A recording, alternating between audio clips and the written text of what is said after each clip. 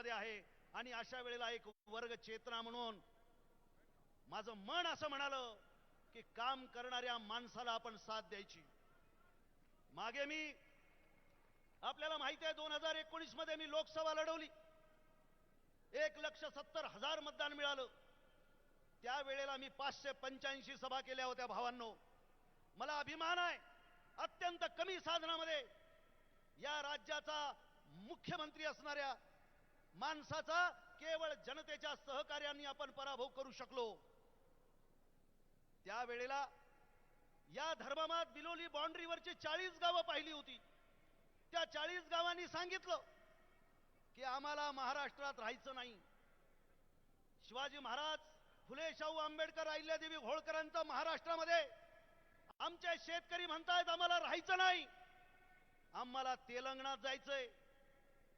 विचारलं मी जाऊन त्या गावामध्ये, कशामुळे तुम्हाला असं वाटते? तर ते म्हणले पलीकडचा उजेड दिसू आलाय, पलीकडच्या योजना दिसू आल्यात. मेंढपाळ म्हणला 20 शेळ्या आणि 1 बोकड फ्री आहे.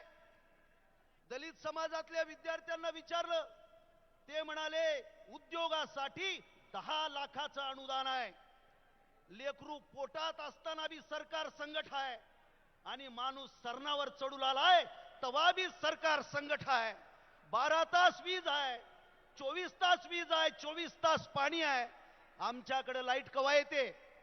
इथं शेतकरी जमलेले आहेत. काल पालम मधले, बीड मधल्या, उस्मानाबाद मधल्या शेतकऱ्यांचे फोन आले, साहेब लई भारी केल्या म्हणले. मी म्हणलो लाईट कवा राहते? 12 ते 4 राहते म्हणले. 12 ते 4 तवा लाईट राहते, तवा दार धराय जायचंय आपल्याला. म्हणजे साप इचू किडा चावून आमचे शेतकरी मरावेत असंच आमच्या सरकारला वाटतं की काय, असा प्रश्न माझ्यासारख्या कार्यकर्त्याला पडतो. संवेदनशीलता हरवून गेलेली आहे. स्वतःचं पोट भरणं आणि स्वतःच्या लेकरा बाळायला राजकीय स्थैर्य मिळवून देणं, याच्यामध्ये आमचे गुंग आहेत. आजही मी सांगतोय की या महाराष्ट्रामध्ये 256 घरांनी राज्य करतात. त्यांच्या घरामध्ये जन्मलेलं लेकरू रडत नाही, ते डायरेक्ट झडपीचं तिकीटच मागते, ते रडत नाही. आणि आपण देखील पहिलं दादा, मग अण्णा, मग भाऊ, मग भैया, चल दे, लाव बॅनर, फोड फटाके, पिढ्यानं पिढ्या धंदा केला राव. त्यांची घरं भरली, आमच्या घराचा उकंडा झाला. म्हणून बांधवांनो, आज घडीला मी मराठवाड्यातल्या सगळ्या भूमिपुत्रांना आवाहन करतो की केसीआर साहेबाशिवाय आता आपल्याला पर्याय नाही. केसीआर साहेबांनी नुसतं बोललं नाही, आधी केलं, मग बोललं. आणि ते स्वतःहून आले नाहीत, आपल्या लोकांना बोलविलं. म्हणले साहेब तुम्ही या, इकडची सत्ता हातात घ्या आणि आमच्या उकंड्याचा पांग फेडा. काय अवस्था आहे आमची. आज गावागावामध्ये जातो, 50 एकराचा शेतकरी एक बी राहिला नाही. 10-20 एकराचे शेतकरी 1-2, बाकी 5 एकराच्या आतमधले अल्पभूधारक शेतकरी वाढले. एका बाजूला अल्पभूधारक शेतकरी वाढले, दुसऱ्या बाजूला हराकीचा खर्च वाढला. हायब्रिडीकरण, रासायनिक कीटकनाशक, याच्यामुळे शेती परवडणं आली. कुठल्याही योजना आमच्या शेतकऱ्याच्या बाजूने नाहीत. परवाला गारपीट झाली, प्रचंड भंबेरी उडून गेली आमच्या शेतकऱ्यांची. मग म्हणले पंचनामे करा. आम्ही सांगितलं पंचनामे कसले करता? बिना पंचनाम्याचे पैसे द्या, शेतकऱ्यांना वाचवा. बांधवांनो, बोलण्यासाठी आपल्याला आता पुष्कळ पुढचा वेळ आहे. मी इथे जमलेल्या मराठवाड्यातल्या आणि महाराष्ट्रातल्या वेगवेगळ्या गावातून आलेल्या तमाम भूमिपुत्रांना आवाहन करतो, हे आता तुम्हाला कॅसेट वाजवतील, तिकडची सत्ता आहे, इकडं काय आपल्या उपयोगाची. तुम्हाला सांगतो, येणाऱ्या 2024च्या विधिमंडळामध्ये BRS पक्षाचे किमान 20 आमदार आपल्याला सभागृहामध्ये पाठवायचे आहेत. आणि तुम्हाला ही कल्पना आहे की आजच्या या राजकीय कळवंडीमध्ये 20 आमदार जर आपल्या बाजूने असतील तर मुख्यमंत्री हा आपल्या पार्टीचा असेल, हे मी तुम्हाला आज या ठिकाणी लिहून देतो. म्हणून कोणी काही जरी म्हटलं, कोणी म्हणलं की वोट तोडणे को आया, अरे पण आतापर्यंत ज्यांना मतदान केलं त्या माणसाईनं काय आमच्या घरावर सोन्याचे कौलारू चढवले काय? त्याच्यामुळे आता नाही. आता आम्ही म्हणत होतो, 2 मिनिटाचा वेळ घेतो, आम्ही इलेक्शन लढवलं. आता पुढचे प्रस्थापित त्याच्या हातामध्ये मिसाईल, आमच्या हातामध्ये कुऱ्हाडी, लढाईच होऊ शकणार. केसीआर साहेबाला सांगितलं, मी म्हणलं साहेब उनके पास मिसाइल है, हमारे पास कुल्हाड़ी है, कैसी होएंगी लड़ाई? वो बोले डबल मिसाइल देंगे तुम्हारे को, चिंता मत करो. त्यामुळं आता 24 मध्ये आपटायला सुरुवात करायची आहे. तुम्ही तयार आहेत की नाही? का शंका आहे आणखी? जरा हात वरी करा की ऐकायला की नाही मला काय कळणार आहे. अरे हात वर करा, जगण्या मरण्याचा आपला प्रश्न आहे. Very good. आणि याच्यानंतर मात्र हा आपला आत्मविश्वास गावागावातल्या तरुण पोरांनी टिकून ठेवायचा आहे. गावामध्ये लोक येतील, आपकी बार. नुसतं किसान सरकार नाही, ते तिकडचे जर म्हणले आपकी बार तर म्हणायचं हाग्या मार. आपकी बार म्हणलं की हाग्या मार. आणि आपले पोरं म्हणतील आपकी बार, आपकी बार. धन्यवाद. याच्या पुढेही बोलत राहू. आपला नांदेड संपूर्णतः आपल्याला ताकदीनं केसीआर साहेबाच्या पाठीमागे उभं करायचं आहे आणि ती शपथ संकल्पना या निमित्तानं आपण घेऊ. जय महाराष्ट्र. धन्यवाद आदरणीय प्राध्यापक यशपाल भिंगे सर. यानंतर आंबेडकरी चळवळीतील नांदेड जिल्ह्याचे ज्येष्ठ नेते, नांदेडचे माजी नगरसेवक आदरणीय सुरेश दादा गायकवाड.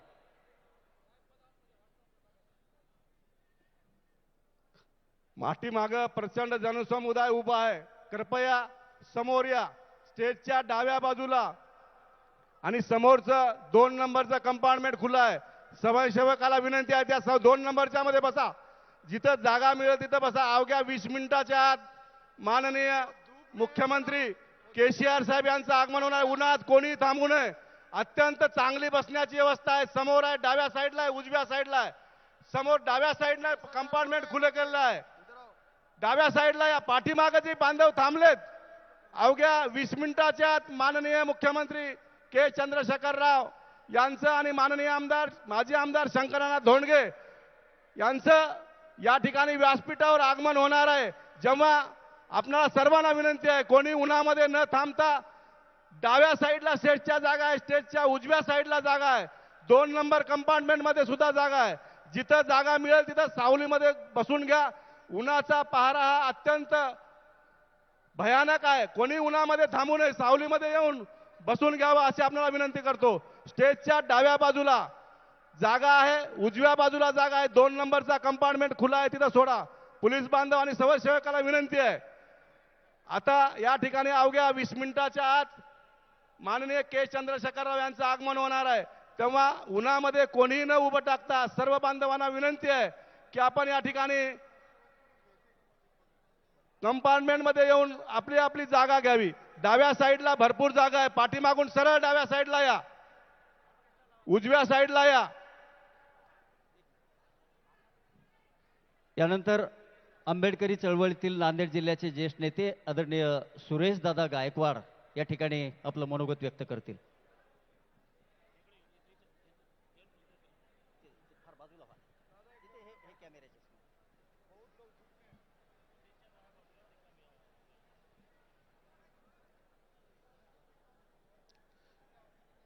रयतेचे राजे छत्रपती शिवाजी महाराज या देशाच्या लोकशाहीचे निर्माते परमपूज्य डॉक्टर बाबासाहेब आंबेडकर जाती व्यवस्थेच्या विरोधात लढा पुकारून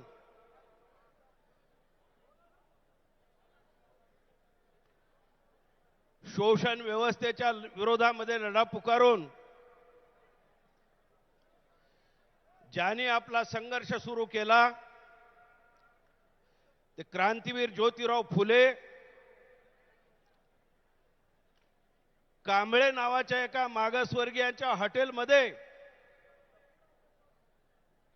जाऊन ज्यांनी चहा पिला ते समतेचे पुजारी राजर्षी छत्रपती शाहू महाराज, राष्ट्रसंत बसवेश्वर, राजमाता अहिल्यादेवी होळकर, मोहम्मद पैगंबर साहेब, लोकशाहीर अण्णाभाऊ साठे, संत गाडगे बाबा, जय सेवालाल महाराज, या सर्व संत आणि महापुरुषांच्या प्रतीकांना मी विनम्रपणे अभिवादन करतो. मित्र, यापुढे आम्ही सविस्तर आपल्याशी बोलणार आहोत.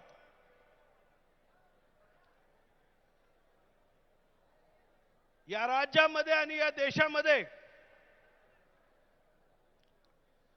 आज आपल्या समोर ज्या पक्षांनी राज्य केलं, मग ते भाजप शिवसेना असेल किंवा काँग्रेस राष्ट्रवादी काँग्रेस पक्ष असेल,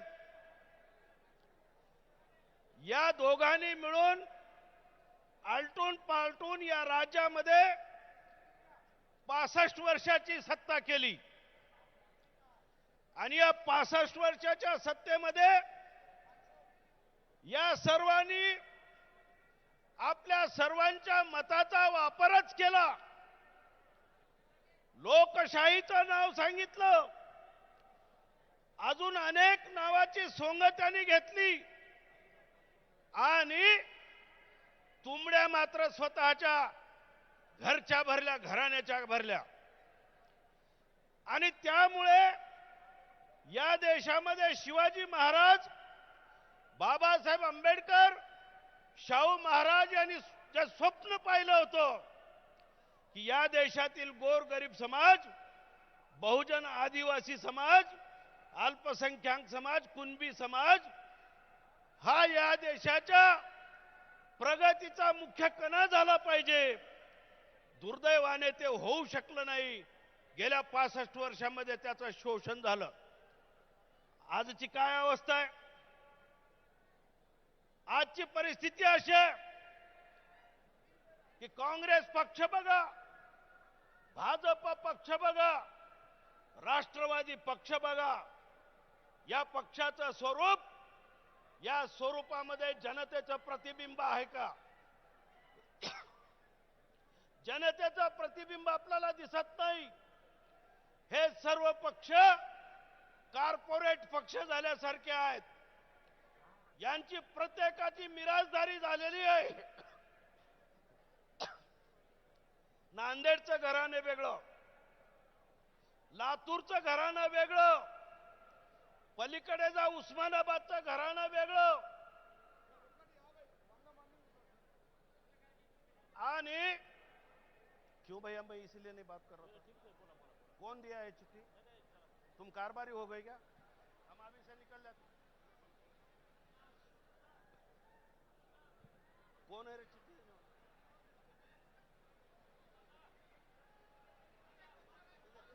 अरे चिट्ठी देने वाला कौन है?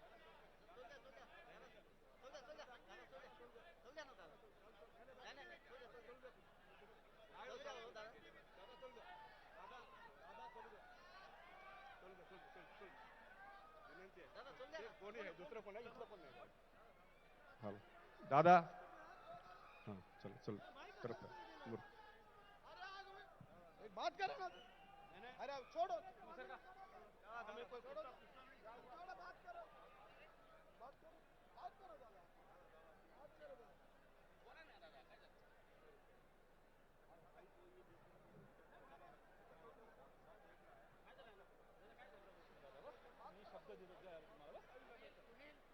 हो गया, वो नहीं पहचानता.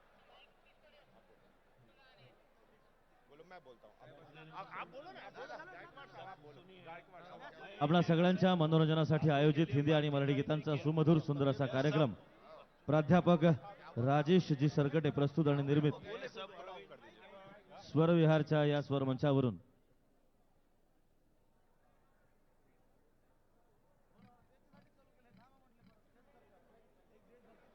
हमारे दलित लीडर हाँ, हमारे बड़े भाई सुरेश गायकवाड़ साहब का हम स्वागत करते हैं।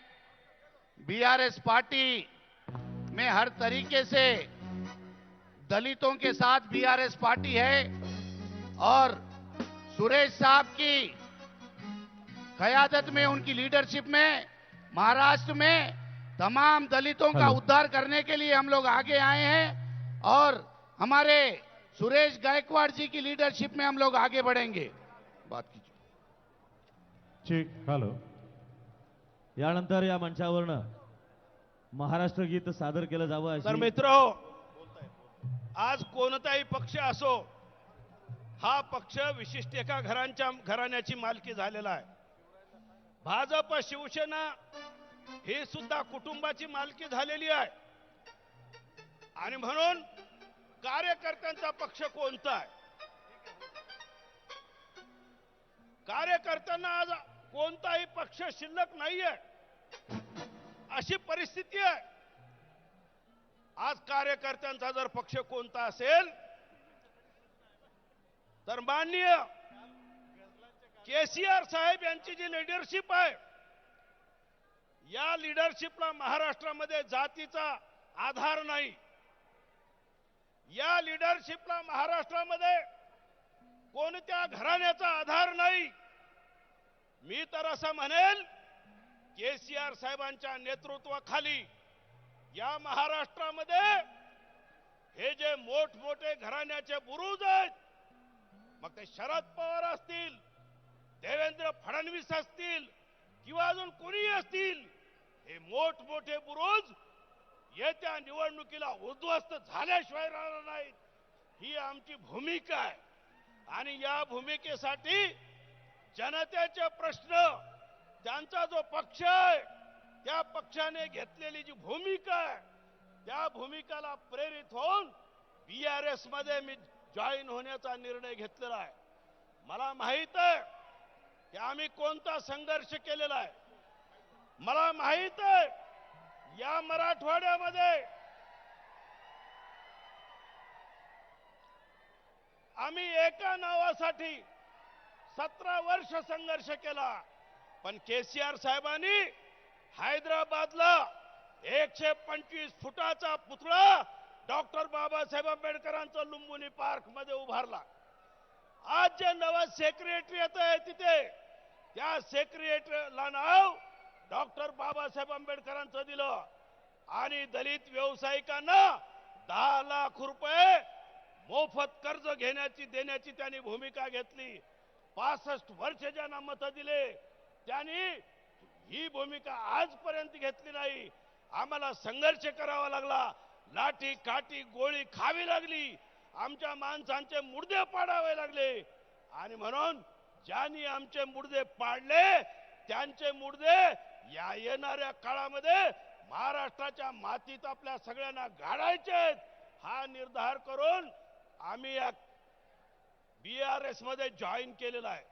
कोणत्याही मान अपमानासाठी नाही. ज्याला मान पाहिजे त्याने घ्यावा. अपमान आम्ही घेणार आहोत, पण बीएसआर पार्टी या महाराष्ट्रामध्ये उभी करण्याचा संकल्प आम्ही करतोय. आपण त्याला मदत करावी आणि नांदेड जिल्ह्याने आजपर्यंत आम्हाला जी साथ दिली, मी जिल्ह्यातील सबंध आंबेडकरी समूहाला विनंती करतोय की आपल्या मताचा वापर त्यांनी सुद्धा केला. एक नेता सत्तेमध्ये गेला आणि कार्यकर्ते त्या सत्तेचे दलाल झाले. महाराष्ट्रामध्ये एकही कार्यकर्ता साधा नगरपालिकेमध्ये जात नाही, साधा जिल्हा परिषदेमध्ये जात नाही. आमदार आणि खासदार तर दूरची बात आहे, सोडून द्या.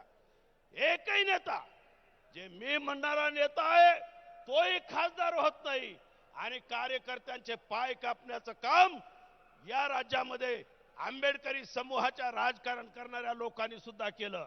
व आंबेडकरी समूहाची आता मानसिकता बदलली पाहिजे आणि या सर्व पारंपरिक राजकारणाला मूठमाती देऊन एक नवं ध्रुवीकरण या राज्यामध्ये आणलं पाहिजे. एवढीच विनंती करतो आणि आपल्या सगळ्यांची रजा घेतो. धन्यवाद आदरणीय दादा. शे. यानंतर भोकर कृषी उत्पन्न बाजार समितीचे माजी झालं. सभापती, भोकरचे माजी उपनगराध्यक्ष, आदिवासी कोळी समाज संघर्ष समितीचे प्रदेशाध्यक्ष आदरणीय नागनाथराव घेसेवाड आपलं मनोगत व्यक्त करतील.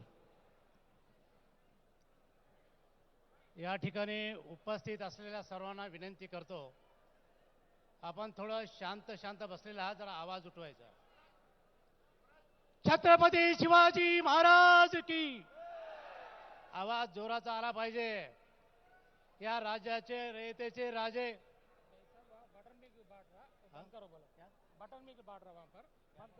बॉटल जे कोणी बॉटल बाटत जाते त्यांना बंद करा.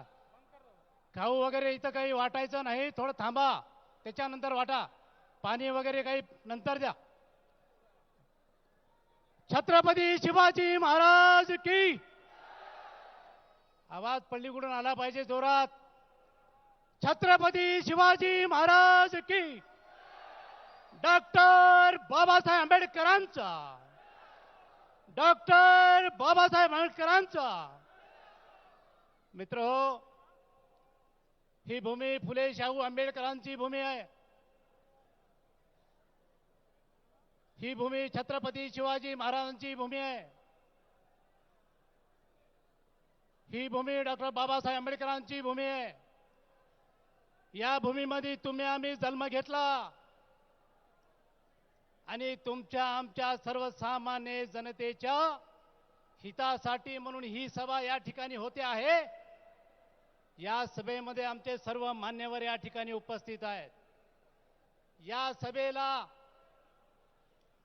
संबोधन करण्यासाठी या सभेमध्ये, या जाहीर सभेमध्ये पक्ष प्रवेश सोहळा सुद्धा या ठिकाणी होतो आहे. भारत राष्ट्र समिती या पक्षामध्ये प्रवेश करण्यासाठी अनेक मान्यवर या ठिकाणी आहेत, त्यामध्ये मी पण एक आहे. मी कुठून आलो? मी भोकर विधानसभा मतदारसंघामधून या ठिकाणी आलो. आमचे या ठिकाणचे अण्णा शंकरानाजी धोंडगे यांनी सांगितलं आम्हाला, गिशवाडजी म्हणले, या राज्यामध्ये विशेषतः या नांदेड जिल्ह्यामध्ये इथल्या गोरगरीब जनतेसाठी, इथल्या महिलेसाठी, विशेषतः इथल्या शेतकऱ्यासाठी आजपर्यंत शेतकऱ्याला सुद्धा कुठला न्याय या राज्यामध्ये मिळाला नाही. या नांदेड जिल्ह्यामध्ये अनेक साखर कारखाने आहेत, मोठमोठ्या माणसाची साखर कारखाने आणि खाणे, हे दोन्ही गोष्टी या ठिकाणच्या मोठ्या व्यक्तीमध्ये आहेत. म्हणून मी आपल्या सर्वांना विनंती करतो, या ठिकाणी आपल्या या शेजारच्या राज्यामध्ये, म्हणजे शांत बसा, आपण सर्व केसीआर साहेबाची उत्सुकतेने वाट पाहतात, याची जाणीव आम्हालाही आहे. आपण सर्व शांत बसा. अरे बसून घ्या बाळो. आता थोड्याच वेळात येणार आहेत केसीआर साहेब, बसून घ्या. या ठिकाणी आपल्या सर्वांना विनंती करतो की ज्या तेलंगणा राज्याचे मुख्यमंत्री आदरणीय केसीआर साहेब, भारत राष्ट्र समितीची पक्षाचे राष्ट्रीय अध्यक्ष आदरणीय केसीआर साहेब हे या ठिकाणी आलेले आहेत. एका लोह्यामध्ये एका कार्यकर्त्याच्या घरी त्या ठिकाणी आहेत. थोड्याच वेळानंतर ते या ठिकाणी येणार आहेत. काळजी करू नका. केसीआर साहेब आपल्यासाठी या ठिकाणी आलेले आहेत, आपल्याला बोलण्यासाठी या ठिकाणी आलेले आहेत. त्यांना माहित आहे आजपर्यंत या राज्यातला, या नांदेड जिल्ह्यातला किसान वर्ग, शेतकरी वर्ग अतिशय दुःखी आहे. शेतकऱ्यांना न्याय मिळत नाही, इथल्या महिलांना न्याय मिळत नाही, इथल्या गरिबाला न्याय मिळत नाही. मित्र, म्हणून शेजारच्या राज्यामध्ये म्हणजे तेलंगणा राज्यामध्ये ज्या वेळेस तेलंगणा राज्याची निर्मिती झाली त्यावेळेस केसीआर साहेबांना त्या ठिकाणी वचन घेतलं, शपथ घेतली. तेलंगणा राज्यामध्ये त्या ठिकाणी पाणी मिळत नव्हतं, खायला अन्न मिळत नव्हतं, किसान अतिशय भुकेला होता, त्यांच्या धान्याला भाव मिळत नव्हता, पाणी सुद्धा मिळत नव्हतं. म्हणून ज्या दिवशी शासन सत्तेवर आलं केसीआर साहेबाचं त्या दिवशीपासून ज्या पद्धतीनं शपथ घेतली त्याच पद्धतीनं आजपर्यंत त्यांच्या सत्तेच्या काळामध्ये काय झालं माहिती आहे आपल्याला? फार मोठा चमत्कार झाला, चमत्कार. ज्या घरी पाणी पियाचं बरोबर मिळत नव्हतं आज एकही घर रिकामं नाही, त्या घरी पाणी त्या ठिकाणी स्वच्छ पाणी, सुंदर पाणी त्या ठिकाणी मिळते. शेतकऱ्याला काय मिळते माहित आहे? आपले पाहुणे तिथं आहेत. त्या ठिकाणचे शेतकरी म्हणतात गिशवाड तुमच्या महाराष्ट्रामध्ये शेतकऱ्याला काय मिळते? आमच्या महाराष्ट्रामध्ये शेतकऱ्याला काहीच मिळणार. आणि त्यांच्या राज्यामध्ये शेतकऱ्याला 24 तास वीज फुकट, 24 तास पाणी केव्हाही या ठिकाणी शेतीमध्ये चालू करा, कुठलंही त्या ठिकाणी वीज बिल येणार नाही. त्या ठिकाणच्या शेतकऱ्याला 80% ट्रॅक्टर ची सबसिडी त्या ठिकाणी मिळते.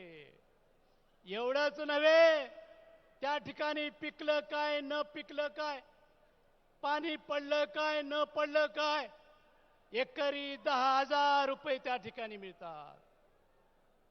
एकरी 10,000 रुपये त्या ठिकाणी मिळतात.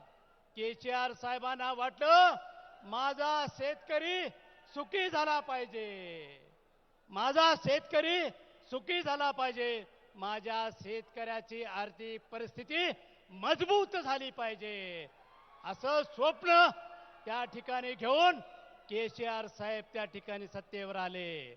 म्हणून आज त्या ठिकाणचा शेतकरी सुखी आहे, समाधानी आहे, आनंदी आहे. आणि त्याच पद्धतीनं या महाराष्ट्रातला, या राज्यातला, या नांदेड जिल्ह्यातला शेतकरी सुखी झाला पाहिजे.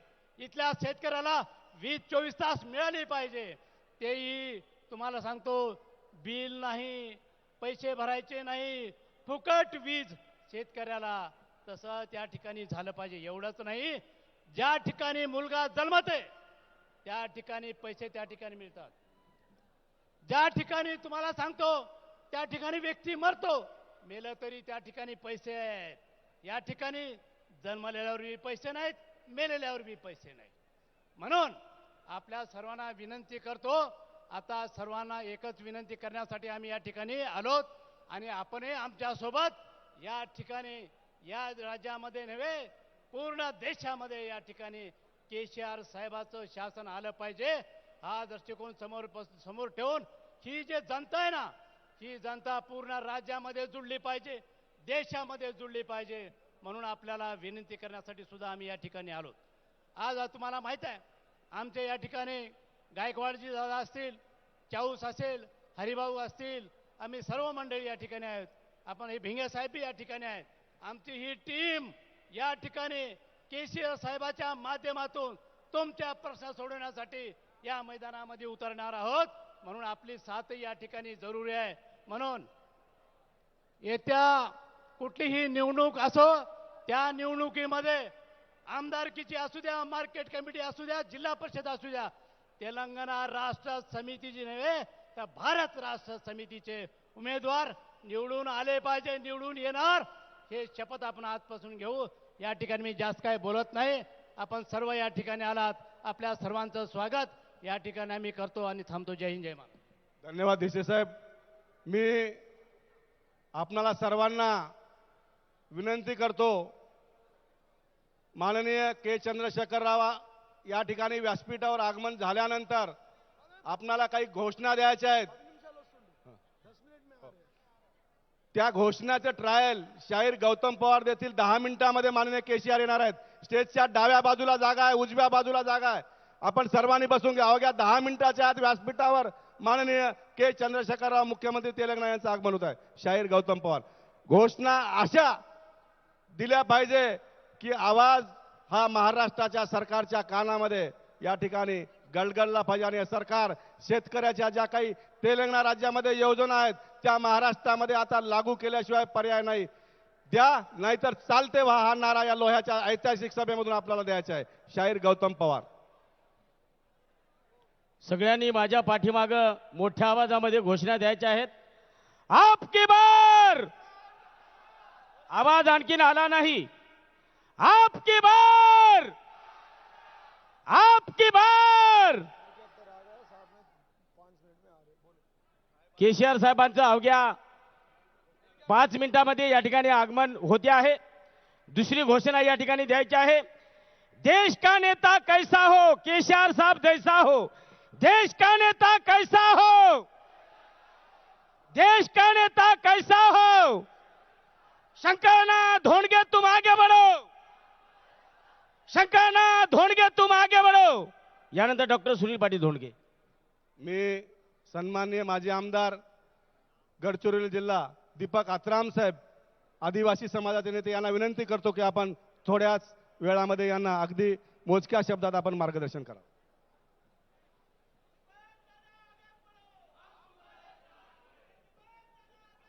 बोलण्याची संधी दिली त्याबद्दल आयोजकांचा मी या ठिकाणी आभार मानतो. इस देश का नेता कैसा हो, इस देश का नेता कैसा हो. अब की बार, अब की बार, अब की बार या भारत देशाला स्वातंत्र्य मिळवून देण्यासाठी ज्या ज्या वीरांनी या ठिकाणी आपल्या प्राणाची आहुती दिली त्या तमाम वीरांना मी या ठिकाणी विनम्र अभिवादन करतो.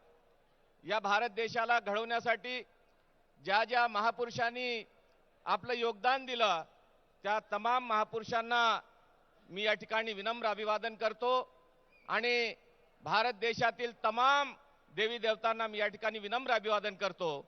आणि या सभेसाठी या ठिकाणी उपस्थित झालेल्या महाराष्ट्र राज्यातील भारत राष्ट्र समितीच्या तमाम नेत्यांचं मी या ठिकाणी स्वागत करतो. आणि सोबतच तेलंगणा राज्यातून या सभेला उपस्थित झालेल्या तमाम नेत्यांना मी या ठिकाणी त्यांचं देखील या ठिकाणी स्वागत करतो. आणि बंधू आणि भगिनींनो, खरं म्हणजे कोणताही कार्यक्रम म्हटल्यानंतर या ठिकाणी जनता जनार्दन ही आवश्यक आहे. आणि या ठिकाणी उपस्थित झालेल्या नांदेड जिल्ह्यातील महाराष्ट्र राज्यातील तमाम जिल्ह्यातून आलेल्या तमाम बांधवांना आणि भगिनींना मी या ठिकाणी आपल्याला धन्यवाद देतो आणि या ठिकाणी बोलण्याची संधी दिल्याबद्दल पुन्हा एकदा आयोजकांचा मी या ठिकाणी आभार मानतो. बंधू आणि भगिनींनो, मी या ठिकाणी जास्त वेळ तुमचा घेणार नाही कारण पुष्कळ मान्यवर मंडळी या ठिकाणी बोलायला तयार आहेत आणि बोलणार आहेत. त्यांचं देखील मार्गदर्शन तुम्हाला या ठिकाणी ऐकायचं आहे. आणि अवघ्या थोड्या वेळामध्ये या ठिकाणी ज्यांचं आपल्याला मनोगत ऐकायचं आहे आणि ज्यांना ऐकण्यासाठी आपण या ठिकाणी आलेलो आहोत त्यांचं देखील या ठिकाणी मार्गदर्शन आपल्याला मिळणार आहे. म्हणून बंधू आणि भगिनींनो, या ठिकाणी तेलंगणा राज्यामध्ये मोठ्या प्रमाणामध्ये या ठिकाणी कल्याणकारी योजना आदरणीय तेलंगणाचे मुख्यमंत्री आणि भारत राष्ट्र समितीचे राष्ट्रीय अध्यक्ष के चंद्रशेखर राव साहेब या ठिकाणी 450हून अधिक या ठिकाणी कल्याणकारी योजना तेलंगणा राज्यामध्ये राबवत आहेत.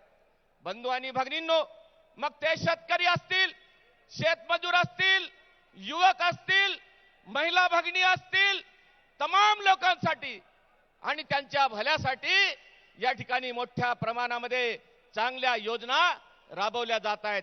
आपण या ठिकाणी युट्यूबच्या माध्यमाने, टीव्हीच्या माध्यमाने, पत्रकांच्या माध्यमाने, पेपरच्या माध्यमाने तेलंगणा सरकारकडून ज्या ज्या योजना राबवल्या जात आहेत त्या चांगल्या पद्धतीने आपण या ठिकाणी ऐकत आहात, बघत आहात आणि त्याचा अनुभव देखील या ठिकाणी आपण लोक घेत आहेत.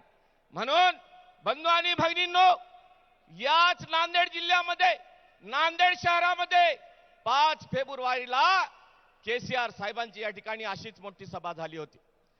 त्या सभेच्या नंतर महाराष्ट्र शासन या ठिकाणी घाबरून गेलेलं आहे आणि या ठिकाणी नुकत्याच आता या मार्च मध्ये जे बजेट सेशन या ठिकाणी झालं, त्या बजेट सेशन मध्ये महाराष्ट्र राज्यातील शेतकऱ्यांसाठी या ठिकाणी नमो शेतकरी योजना ही या ठिकाणी त्यांनी आणलेली आहे आणि त्याच्यामध्ये शेतकऱ्यांना 6,000 रुपये हे आर्थिक मदत म्हणून या ठिकाणी त्यांनी घोषणा केलेली आहे. परंतु ते कशा पद्धतीनं देतील, कोणाला देतील याच्याबद्दल अजूनपर्यंत त्या लोकांनी काही या ठिकाणी सांगितलेलं नाही आहे. म्हणून या ठिकाणी तेलंगणा सरकार आज केसीआर साहेब त्या शेतकऱ्यांना, तेलंगणाच्या शेतकऱ्यांना एकरी 10,000 रुपये त्या ठिकाणी देत आहेत आणि आज आपल्या तोंडाला पानं पुसल्यासारखं एक सभा या ठिकाणी झाल्यानंतर या ठिकाणी घाबरून गेलेली आहे आणि 6,000 रुपयाचं या ठिकाणी घोषणा केलेली आहे. समजा जर एक सभा या ठिकाणी झाल्यानंतर समजा जर महाराष्ट्र शासन या ठिकाणी घाबरत असेल तर या ठिकाणी आपण सगळेजण एक होऊन समजा भारत राष्ट्र समितीच्या नेत्यांना या ठिकाणी आपण निवडून आणला आणि सोबतच आपण या महाराष्ट्रामध्ये, तेलंगणामध्ये आपण केसीआर साहेबांना न ठेवता आपण देश पातळीवर समजा जर केसीआर साहेबांना जर आपण निवडून पाठवलो तर मोठ्या प्रमाणामध्ये ज्या ज्या योजना तेलंगणामध्ये सुरू आहेत त्या सगळ्या योजना आपल्या महाराष्ट्रामध्येच नाही, तमाम देशामध्ये या ठिकाणी झाल्याशिवाय राहणार नाही. बंधू आणि भगिनींनो, धन्यवाद. कृपया बसून घ्या. बंधू, पत्रकार बांधव आणि इथं या कक्षामध्ये कृपया पत्रकार बांधवाशिवाय कोणी, पोलीस बांधवांना विनंती आहे, पत्रकाराशिवाय कोणी इथं ठेवू नये. कृपया विनंती आहे. कृपया पोलीस बांधवांना विनंती आहे, पत्रकार बांधवांना विनंती आहे, बसून घ्या कृपया. यानंतर मी जाकीर चाऊस साहेबांना विनंती करतो, अवघ्या 2 मिनिटांमध्ये आपण मार्गदर्शन करावं. बसून घ्या. पत्रकार बांधवांना BRS समितीच्या विनंती, कृपया बसून घ्या. येतो मी, बसून घ्या, बसून मी येतो.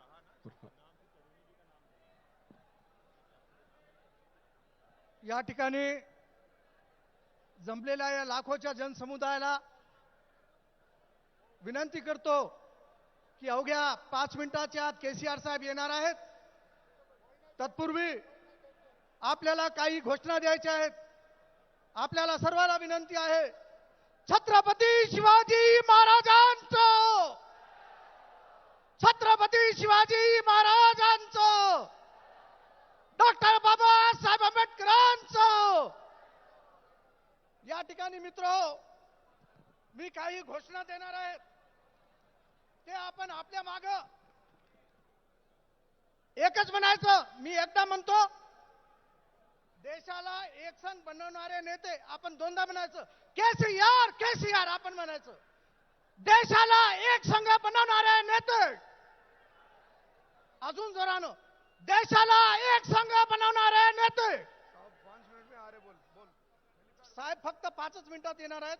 दुसरा आहे, देशाला विकासाकडे नेणारे नेते.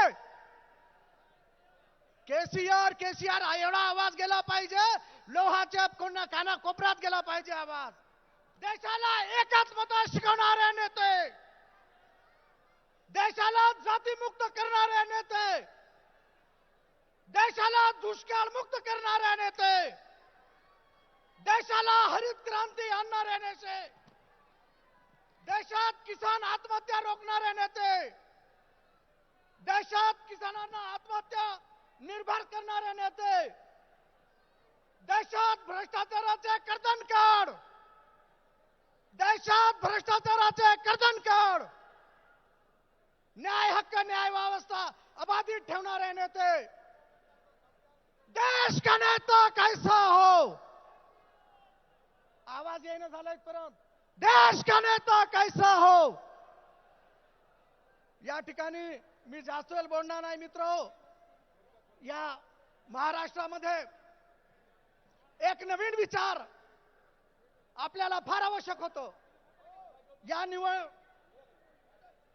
या महाराष्ट्राचं राजकारण एवढा खिचडी झालेला आहे की रात्री राहिलेले मुख्यमंत्री दिवसा गायब व्हायलेत आणि ज्याचं शपथविधी स्वैरिक सकाळी व्हायला संध्याकाळी तुटायला लागलेलं आहे. या महाराष्ट्रातल्या गोरगरीब जनतेचं या नेत्यांना काही राहिलेलं नाही. या नेत्यांना फक्त स्वार्थासाठी आणि एक दुसऱ्यावर चिखल फेकण्यापेक्षा दुसरं काही राहिलेलं नाही. गोरगरीब जनतेचे प्रश्न, गोरगरीब किसानांचे प्रश्न, मजुरांचे प्रश्न, शेतकऱ्यांचे प्रश्न कुणालाही काही देणं घेणं राहिलं नाही. फक्त कुणाला राहिलं असाल तर केसीआर साहेब आहेत. फक्त केसीआर साहेबांना या गोरगरिबाचं देणं घेणं आहे. एक तेलंगणासारखा छोटासा राष्ट्र त्या ठिकाणी स्वर्ग निर्माण होऊ शकतो.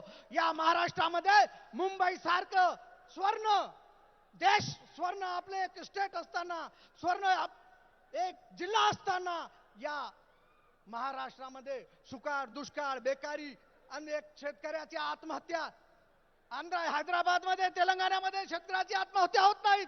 मित्र हो, तुम्हाला जर आत्महत्या रोखायच्या असतील, गोरगरिबांचा विकास करायचा असेल, शेतमजुरांचा विकास करायचा असेल, सुशिक्षित बेकारांना कामाला लावायचं असेल, तर तुमच्या समोर एकच पर्याय आहे, ते म्हणजे केसीआर. केसीआर केसीआर केसीआर साहेबाकडे जात नाही, पात नाही, कोणी हिंदू नाही, कोणी मुस्लिम नाही, कोणी ख्रिश्चन नाही.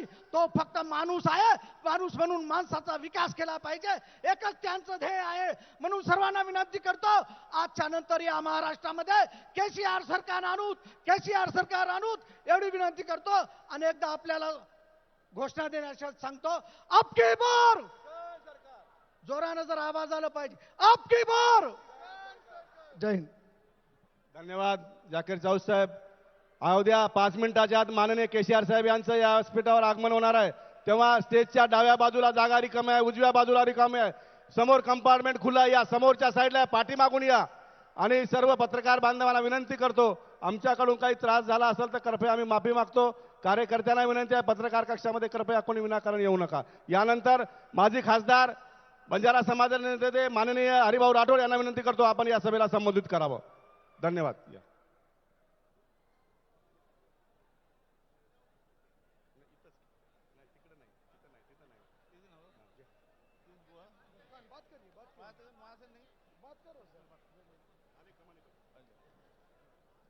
बोला फुले शाहू आंबेडकरांचा भारत माता की, भारत माता की, वंदे वंदे.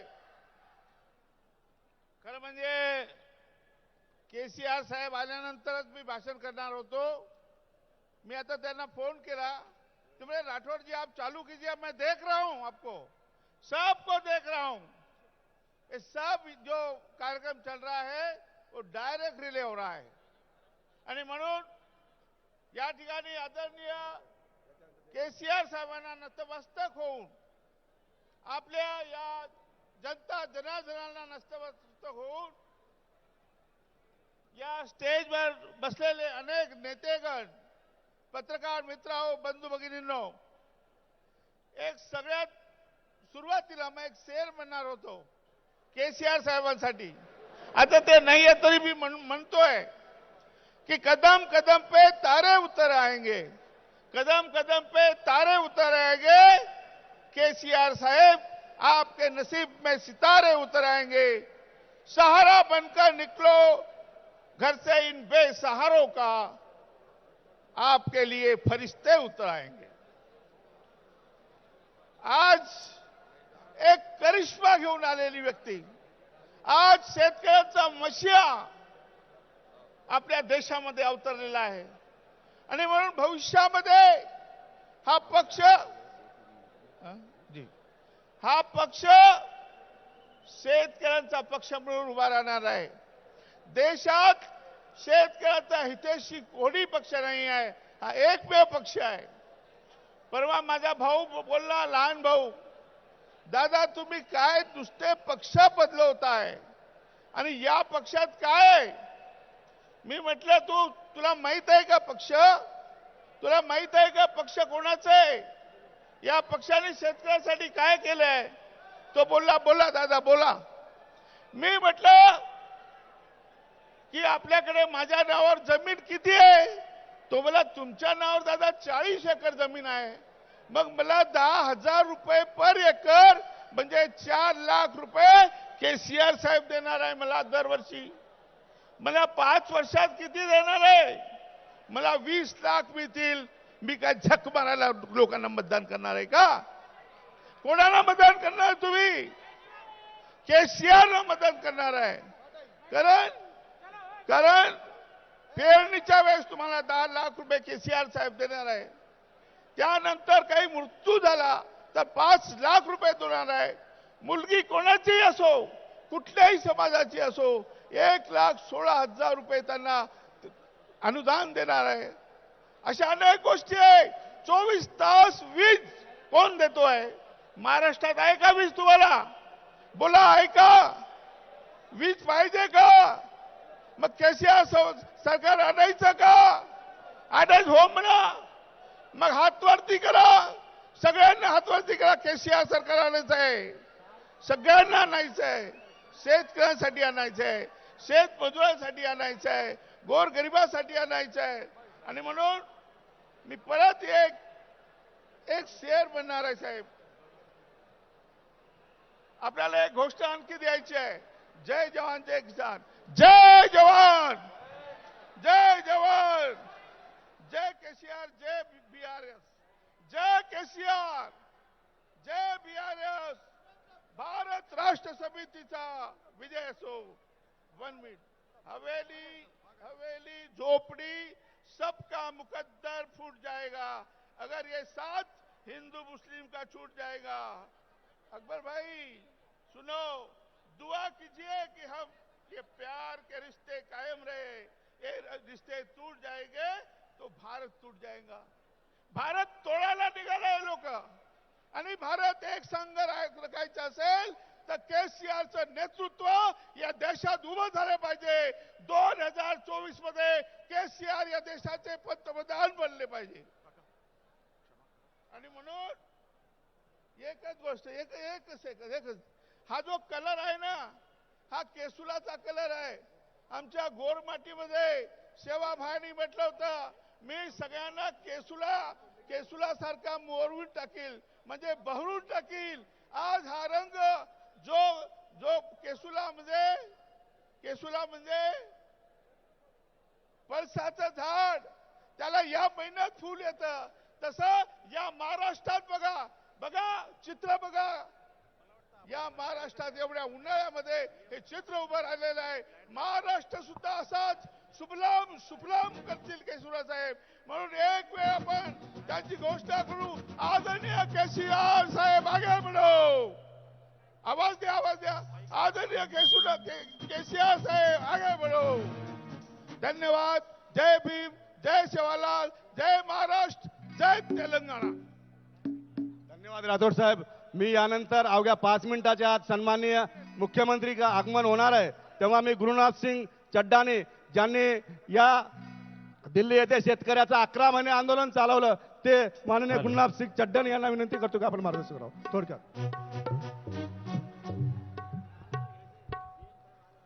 आज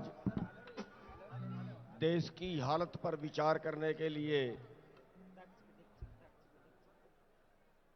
शिवाजी महाराज की धरती पर बैठे सभी हमारे सम्मानित मंच, सामने बैठे हमारे सभी भाइयों, बुजुर्गों, बच्चों, हमारी मातृशक्ति, हमारे मीडिया वाले भाई, साथियों, आज विचार करने की जरूरत है कि जिस देश को हम सोने की चिड़िया कहा करते थे, जिस देश को हम भारत महान कहा करते थे, उस देश के अंदर आज 22 करोड़ लोग रात को भूखे सोते हैं. उस देश के अंदर आज 33 किसान प्रतिदिन कर्जे से दब के आर्थिक तंगी के कारण आत्महत्या करते हैं. उस भारत महान के अंदर आज 45% बच्चे कुपोषित हैं, जिनको मां बाप पूरी खुराक नहीं दे पाते. देश गरीब नहीं है. इसी देश के अंदर पिछले मोदी जी के राज में करीब 15 लाख करोड़ रुपया पूंजीपतियों का माफ किया जा चुका है, बट्टे खाते में डाला जा चुका है, जबकि एक भी पूंजीपति ने कर्जे में सुसाइड नहीं किया, आत्महत्या नहीं की. आज देश की हालत इसलिए खराब है आम जनमानस की हालत, किसानों की, मजदूरों की खास तौर पे हालत इसलिए खराब है कि यहाँ जो बजट है उसमें किसे खेती का हिस्सा, उसमें मजदूरों का हिस्सा, किसानों का हिस्सा उसमें बिल्कुल नाम मात्र है, बहुत कम है। केंद्र के बजट में जब देश आजाद हुआ पहली पंचवर्षीय योजना में 14% बजट खर्च था खेती के ऊपर। आज केंद्र सरकार 1% बजट भी खेती पे खर्च नहीं कर रही है। इसलिए खेती महंगी हुई। और आपकी अगर फसलों की तुलना करें तो फसलों की तुलना आपकी बाजार के भाव से मेल नहीं खाती। बाजार के भाव ज्यादा है, जो आप खरीदते हो वो महंगा है, जो आप बेचते हो वो सस्ता है। लेकिन इसी देश के अंदर तेलंगाना प्रदेश ऐसा है जहां पे एक भी किसान ने सुसाइड नहीं किया जिस दिन से माननीय केसीआर जी की सरकार आई है। एक भी किसान ने सुसाइड नहीं किया। तेलंगाना के अंदर 10,000 रुपए पर एकड़ किसान को दिया जाता है, तो महाराष्ट्र में 10,000 दिया जा सकता। जब तेलंगाना में जा सकता है, जरूर दिया जा सकता है, लेकिन हॅलो जरूरत है सर्व से अच्छा राज स्थापित करने खाली बसून घ्या तो सर्व केसीआर साहब आगे हैं। आप सबका जो है बहुत धन्यवाद, जितनी संख्या में सबका धन्यवाद, थँक्यू। सर्व शेतकरी भावांना कळवण्यात येते की सर्वांनी अगोदर खाली बसून घ्या। भावांनो, टाळ्याच्या गडगडामध्ये आपण आदरणीय केसीआर साहेब यांचं आपल्याला स्वागत करायचंय आणि आता आपल्याला घोषणा द्यायच्या आहेत।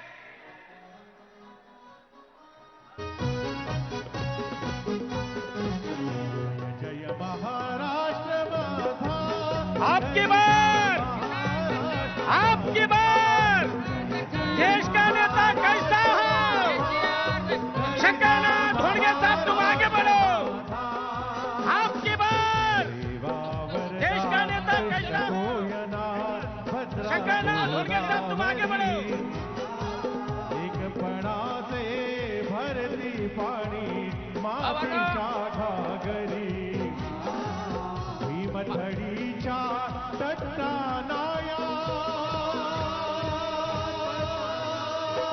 टाळ्याच्या गडगडामध्ये स्वागत करा। तट्टानाया यमुनेचे पाणी पाजा, जय महाराष्ट्र पवित्र अशा लोहा नगरीमध्ये आदरणीय केसीआर साहेब यांचं आगमन झालेलं आहे आणि महाराष्ट्र गीताने त्यांचं स्वागत करण्यात येतंय। गडी करणाऱ्या नभा, अस्मानाच्या सुलतानी राजवावरे ती जिव्हा, सह्याद्रीचा सिंह करतो,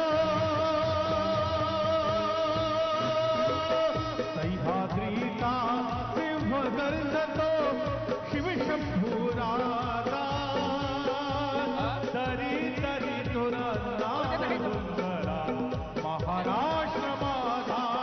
आपकी बार देश का नेता कैसा हो, शंकरना धोंडगे साहब तुम आगे बढ़ो। गरिला महाराष्ट्र, गरिला महाराष्ट्र केसीआर साहेबांचं भावांनो स्टेजवर आगमन झालेलं आहे। आपण सर्वांनी टाळ्याच्या गडगडामध्ये स्वागत करावं भावांनो। ह्या महाराष्ट्रामध्ये त्यांचं आगमन झालेलं आहे। हो, त्या पवित्र अशा लोहा या ठिकाणी ते आलेले आहेत आणि लागलीच थोड्याच वेळामध्ये छत्रपती शिवाजी महाराज,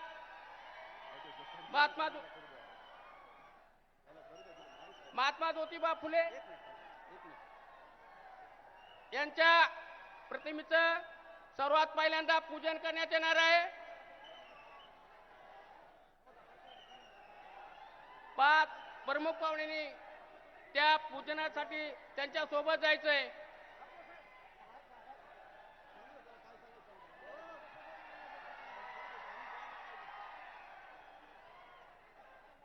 प्रतिमेचं पूजन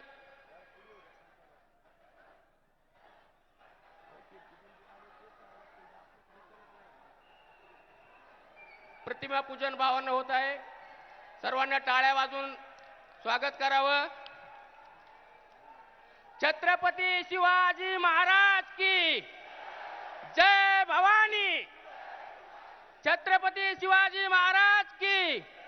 डॉक्टर बाबासाहेब आंबेडकरांचा, डॉक्टर बाबासाहेब आंबेडकरांचा, महात्मा फुलेंचा, छत्रपती शिवाजी महाराज की जय भवानी. धन्यवाद भावांनो. या पवित्र अशा लोहा नगरीमध्ये तेलंगणाचे मुख्यमंत्री आदरणीय के चंद्रशेखर राव यांचं आगमन झालेले, ज्या तेलंगणा राज्यामध्ये विविध आता यानंतर आता शंकरांना धोंडगे हे आपणाला संबोधित करतील. भावांनो,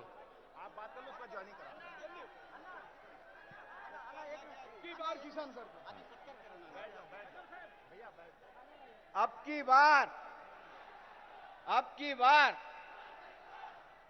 पहिल्यांदा आपल्या भूमीमध्ये तेलंगणाचे मुख्यमंत्री आदरणीय के चंद्रशेखर राव यांचं पदार्पण झालेलं आहे.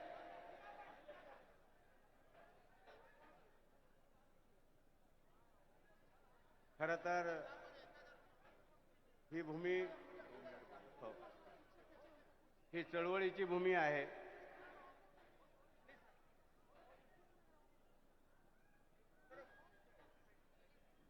मी श्री चंद्रशेखररावजी यांना विनंती करतो, त्यांचं पहिल्यांदा मनापासून या भूमीमध्ये स्वागत करतो आणि महाराष्ट्रातला बळीराजा हैराणीत आहे. इथला शेतकरी हैराणीत आहे, इथला मजूर हैराणीत आहे, कामगार हैराणीत आहे, इथला तरुण हैराणीत आहे. तेलंगणामध्ये आपण जे मॉडेल राबवलंय ते महाराष्ट्रामध्ये हे मॉडेल राबवलं पाहिजे. मी तुम्हाला विश्वास देतो, माझं आयुष्य शेतकऱ्याच्या चळवळीमध्ये गेलेलं आहे.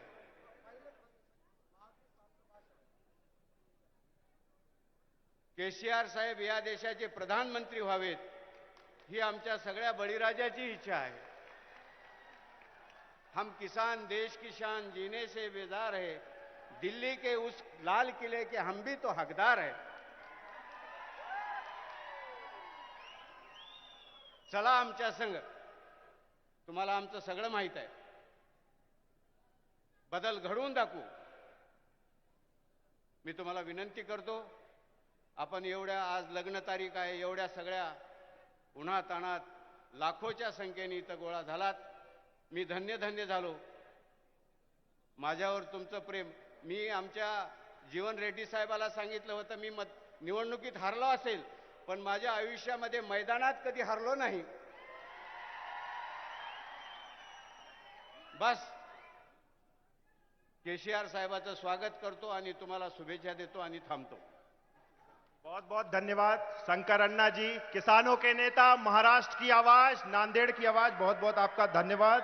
मैं महाराष्ट्र की सबकी तरफ से आदरणीय सीएम साहब, बीआरएस पार्टी के राष्ट्रीय अध्यक्ष और तेलंगाना के मुख्यमंत्री, यशस्वी मुख्यमंत्री, किसानों के नेता हम सबके बीच में हैं.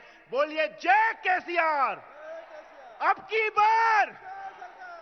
बार बहुत वक्त ना गवाते हुए मैं सीधे उस कार्यक्रम पर चलता हूं. जो लोग, तमाम लोग पार्टी ज्वाइन करने वाले यहां पर हमारे बीच में स्टेज पर हैं. मैं सर्वप्रथम शंकर अन्ना ढोंडगे जी, जो एक्स एमएलए रह चुके हैं, किसान नेता हैं, आपके लोहा से आते हैं, आपके नेता हैं, आपकी लड़ाई लड़ते हैं. मैं चाहता हूं कि सीएम साहब उनको खंडवा डालकर पार्टी में उनका स्वागत कर रहे हैं. सब लोग जोरदार तालियों से उनका अभिनंदन स्वागत करिए. दूसरे हमारे बीच में दलितों के बड़े नेता सुरेश दादा गायकवाड़ जी हैं, एक्स एमएलए कंटेस्टेंट रह चुके हैं पुराने, और पूरे महाराष्ट्र की आवाज है, दलितों की आवाज है, वंचितों की आवाज है। हमारे बीच में नागनाथ घिसेवाड़ जी हैं, लगातार पूरे नांदेड़ की एक आवाज है, एक पहचान है, एमएलए कंटेस्टेंट रह चुके हैं, बहुत बड़े नेता, हम उनका स्वागत अभिनंदन करते हैं। हमारे बीच में हर्षवर्धन जाधव जी हैं, एक्स एमएलए हैं, मराठा आंदोलन में आपकी सक्रिय भूमिका थी, संभाजी नगर से आते हैं, आपका स्वागत है, अभिनंदन है।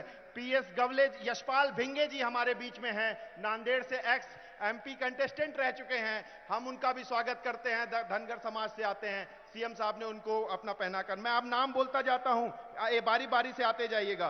पीएस गवले जी, मनोहर भोसीकर जी, धनंजय काकड़े, हाँ सॉरी, हरिभाव राठौर जी हमारे बीच में हैं, बंजारा समाज के बड़े लीडर हैं, यवतमाल से एक्स एमपी हैं, आपका पार्टी में स्वागत है, अभिनंदन है।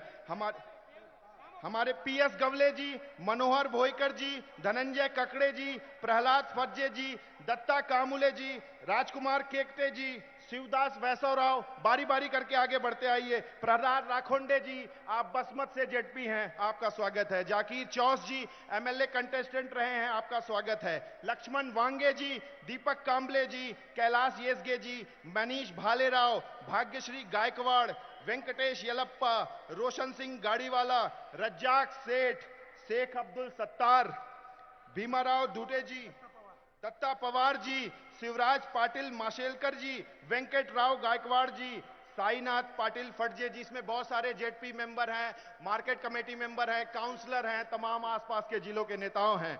सचिन पाटिल सिंधे जी, सुशील सावंत जी, संदिल पांचमल जी, सोपान देवकाटे जी, शिवराज पाटिल देवकम्बलेर जी, विश्वास राव जी, रामदास पवार जी, मकसूद जी आपका स्वागत है। आप आनंद राव गांगड़े कीड़े जी कंधार से, केशव कुलवंत जी, विशाल गाकवंत जी, रमेश गोलकर जी, प्रभाकर गोपाल आधव जी, निखिल शिवराज पाटिल जी, मिर्जा सोफले जी, आशीष दत्ता हेड के नांदेड़ जी, गेमकर नारायण पाटिल जी, छत्रपति कुंडप्पा सोयमी जी, सूर्यकांत वैकंत राव जी, सुभाष चंद्र मोरे जी, गंगाधर पवार वंचित तालुका अध्यक्ष, पंकज कोंडे जी, महेंद्र देशमुंडे जी, ईश्वर पाटिल जी दुले, माधव जाबंगर जी, महमूद अजरुद्दीन, मंगेश बेउलकर जी, नागनाथ संजय कराले जी, नंद कुमार बमसोडे जी, दत्ताहरी धोत्रे जी, सुनील जी, सिरोधर खोसदार जी, उत्तम राव पाटिल जाधव जी,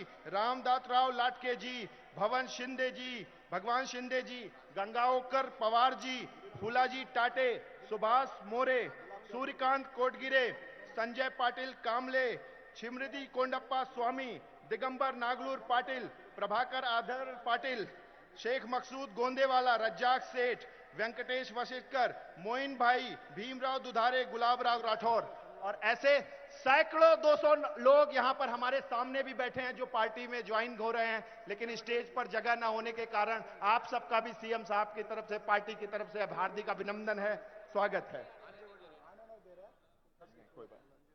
संजय वडवरे जी, मैं आपसे निवेदन करूंगा एक एक करते ज्वाइन करते हुए अपनी सीट पर बैठ जाइए। दिलीप दादा ढोंडगे जी, विजय ढोंडगे जी, शिवराज ढोंडगे जी, सुनील ढोंडगे जी, आप सबका हार्दिक स्वागत है, अभिनंदन है।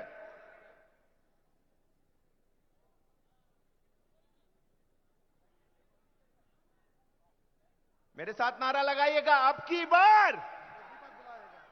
हाँ, दीपक जी के साथ यवतमाल और आसपास के जिले के लोग हैं, वो नाम पुकारेंगे। चंद्रपूर जिल्ह्यातील काही मान्यवर मंडळी भारत राष्ट्र समिती पक्षामध्ये या ठिकाणी प्रवेश करणार आहेत। ॲडव्होकेट संतोषजी कुडमेते,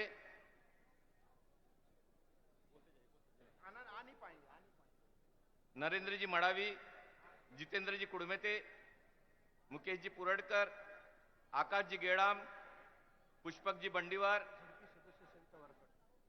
झेडपी सदस्य सविताजी वरकडे, संतोषजी करमरकर, बालूजी कुडमेते, योगेशजी मडावी, आनंदराव अंगलवार, संदीपजी मडावी, शैलेशजी सिडाम, सतीशजी कन्नमवार, सतीशजी गेडाम मेश्राम, मयूरजी कांबळे, सदाशिव मडावी, शंकरजी आत्राम। गोंदिया जिल्ह्यातील काही मान्यवर मंडळी भारत राष्ट्र समितीमध्ये या ठिकाणी प्रवेश करत आहेत प्रदीपजी दुबे, प्रभुदासजी केडूत, दिलीपजी सरतरे, रवीजी चचाने आणि भंडारा जिल्ह्यातून दीपकजी मेश्राम, संतोषजी ठक्कर हे सगळे या ठिकाणी भारत राष्ट्र समितीमध्ये आज या ठिकाणी प्रवेश घेत आहेत. धन्यवाद.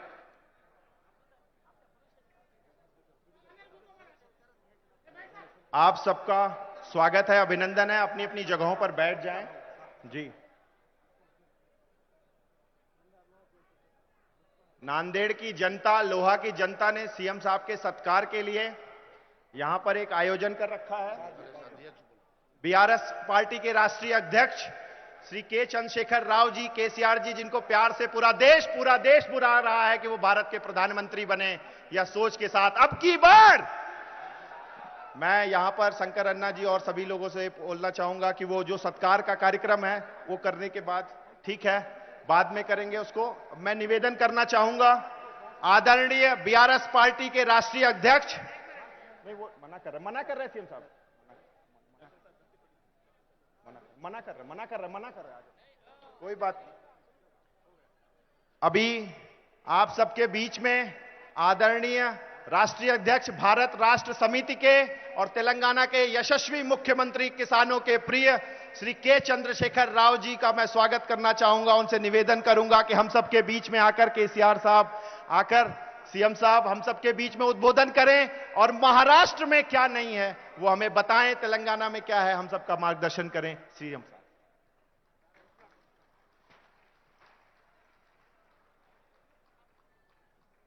जय बीआरएस. अब की बार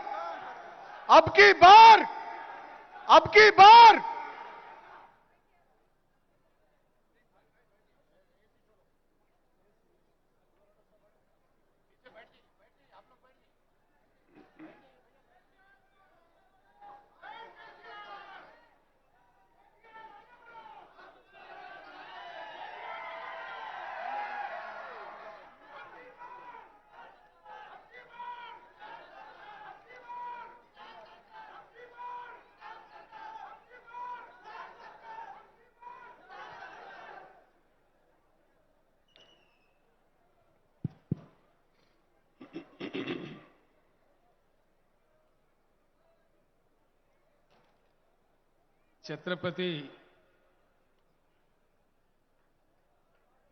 शिवाजी महाराज के इस पावन धरती को, मराठा भूमि को मैं प्रणाम करता हूं.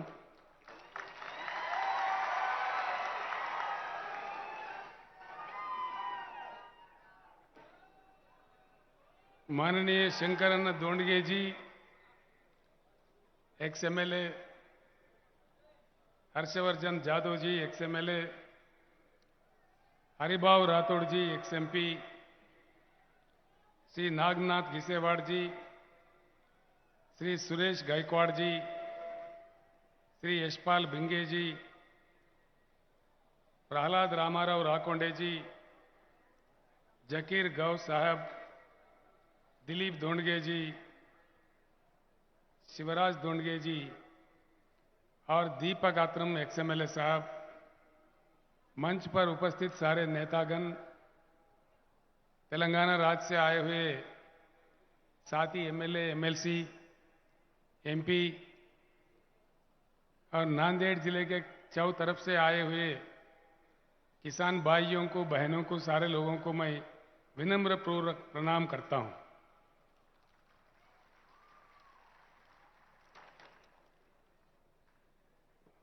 कल परसों कुछ लोग मेरे पास पश्चिम महाराष्ट्र से आए थे. वो मुझसे लड़ रहे थे कि बार बार नांदेड़ जा रहे हो, क्या शोलापुर नहीं आना है. मैं बोला भाई जरूर आएंगे, लेकिन नांदेड़ में जो प्यार ज्यादा मिल रहा है इसलिए मुझे वहां खींच के लेके जा रहा है. ये जो आपका प्रेम है, मुझे कुछ ही समय में दोबारा यहां आना पड़ा है. अच्छी बात है. इस सभा में आने वाले लोगों को रोकने के लिए गांव में दावतें दिए जा रहे हैं, बकरे भी कट रहे हैं. ये बात मेरे से ज्यादा आप अच्छा जानते हैं। और अभी मुझे खबर मिला है कि नांदेड़ चौराहे के पास लोगों को यहां नहीं आने देने के लिए डाइवर्ट करके बाजू किए जा रहा है। ऐसे काम बहुत देखने को मिलते हैं। लेकिन एक बड़ी किसानों की तूफान अगर आ जाए, ये सारे चीज हमको नहीं रोक पाएंगे।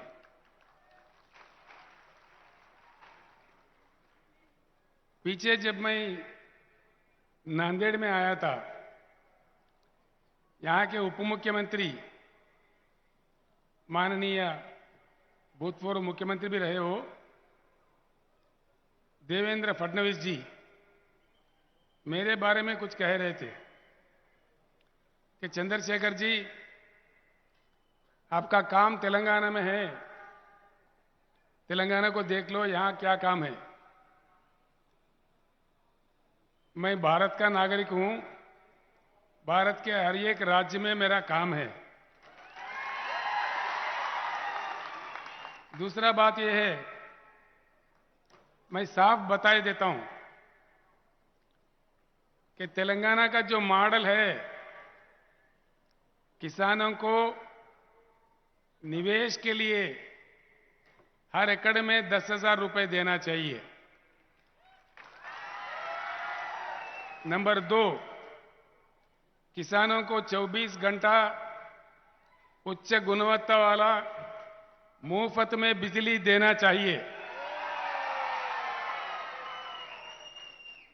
तीसरा, किसानों को जो प्रकल्प से यानी प्रोजेक्ट से पानी दिया जाता है, जिस प्रकार से तेलंगाना में फ्री में देते हैं मुफ्त में, प्रकल्प का पानी भी फ्री देना चाहिए।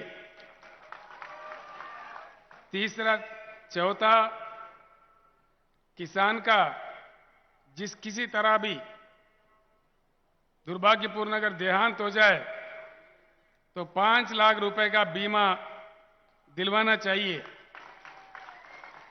पांचवा, किसानों का जो पैदावारी है, सारा का सारा पैदावारी जिस प्रकार से तेलंगाना राज्य में 7,000 केंद्र खोल के, खरीदारी केंद्र खोल के सरकार ही एक एक दाना खरीदता है, उस प्रकार से महाराष्ट्र में भी किसानों का पूरा पैदावारी खरीदना चाहिए।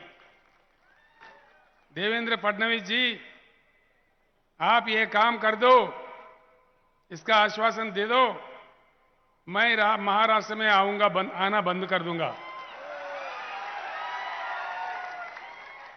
मुझे अगर रोकना है महाराष्ट्र में आने से तो इसका अमल करो, मेरा काम खत्म हो गया। अगर जब तक नहीं करोगे तब तक जबरदस्त आता रहूंगा। आप ये वादा पूरा करो, मैं नहीं आऊंगा।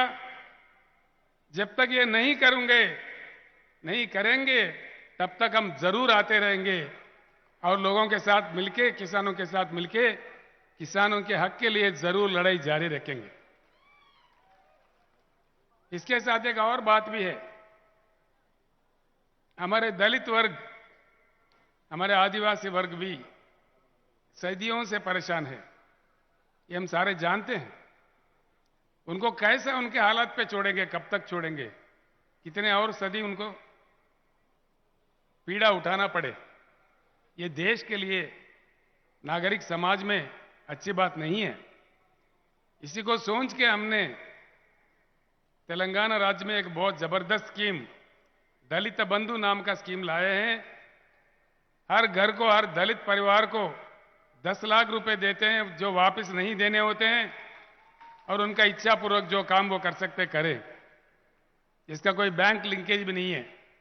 देवेंद्र फडणवीस जी, ये अंबेडकर, भारत रत्न अंबेडकर जैसा एक डायमंड पैदा हुआ भूमि है महाराष्ट्र।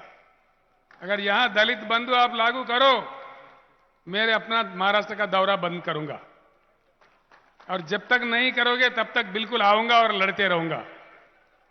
बस ये शब्द मैं यही खत्म करता हूं और ये देवेंद्र फडणवीस के ऊपर छोड़ देता हूं, उनके विज्ञता पे छोड़ देता हूं।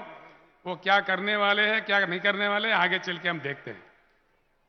भाइयों, यहां समझने की बात है, कोई लंबा चौड़ा भाषण भी मैं नहीं बोलूंगा। धूप भी कड़ी है, बहुत देर से मेरे इंतजार कर रहे हैं, मैं जानता हूं। लोग बाहर भी बहुत है, अभी गांव में शहर में भी। मैं सिर्फ 2-4 बातें आपको समझाने आया। 75 साल हो गए देश को आजाद हुए। भाषण बहुत सुने, पार्टियां बहुत बने, मुख्यमंत्री कहीं बने, प्रधानमंत्री भी कहीं बने, आमदार खासदार तो कितने हम बनाए, बेहिसाब बनाए। चुनाव आया, अब वाला जीत गया, कोई नया जीत गया, अब वाला हार गया, तो चेहरा बदलता है, पार्टियां बदलते हैं, लेकिन हमारा हालत नहीं बदलता। मेरा आपसे प्रार्थना है, पिछली बार भी मैंने कहा था नांदेड़ में, मेरे बात यहीं सुन के यहीं छोड़ के मत जाइए। खास तौर पर जो बुद्धिजीवी है, जो पढ़े लिखे लोग हैं, जो मेरे युवा भाई है, जो मेरे युवा बहनें हैं, माएँ हैं, मैं आपसे प्रार्थना करता हूं, मेरे बातों को जरूर याद रखें और अपने गांव या बस्ती में जाने के बाद अपने साथियों के साथ, अपने गांव वालों के साथ जरूर चर्चा करें कि सच कितना है, झूठ कितना है। चर्चा करके आप खुद फैसला ले ले। देखिए, इस देश में 75 साल का आजादी के समय में देश के किसकी हुकूमत चलाया, किसका हुकूमत चला? सिर्फ 2 पार्टियां देश पर राज करें। 75 साल में 5 साल के लिए 2-4 प्रधानमंत्री बने, वो वीपी सिंह है, चरण सिंह है, मोरारजी देसाई थे, इधर से देवेगौड़ा जी थे, बस यही लोग थे। बाकी 70 साल, गौर करें इस बात पे, 70 साल किसी ने हुकूमत किया हिंदुस्तान पे तो सिर्फ 2 ही पार्टियां हैं। 56 साल कांग्रेस पार्टी और 54 साल कांग्रेस पार्टी, 54 इयर्स, और 16 साल लगातार भाजपा। कांग्रेस ने रूल किया और बाद में अब भाजपा रूल कर रही है। कुछ फर्क देखा है आपने? कुछ फर्क देखने को मिला? कुछ महसूस हुआ फर्क? क्या फर्क पड़ा? उन पार्टियों के लिए फर्क पड़ा होगा, पार्टियों के नेता के लिए फर्क पड़ा होगा, किसी के कांग्रेस का मंत्री पद जाके इनको भाजपा वाले को मंत्री मिला होगा, लेकिन जनता को क्या मिला, किसान को क्या मिला? किसान का हालत क्यों नहीं बदला? दया करके सोचिए। मैं राजनीति नहीं बोल रहा हूं, ये राजनीति आखिरी में बोलूंगा, लेकिन अब जो बात मैं कह रहा हूं कि ये सच है झूठ है, दिल पे हाथ रख के सोचिए। दोनों पार्टियों में कोई फर्क दिखा, कोई अंतर दिखा? कोई फर्क नहीं है। फिर इसको हराओ, उसको जिताओ, इसको जिताओ, उसको हराओ, इसमें क्या मजा है? पहचानने की बात कहां है? चाबी किधर है? चाबी कहां है? है हमारे हाथ में। देखते हैं कितना ताकत है।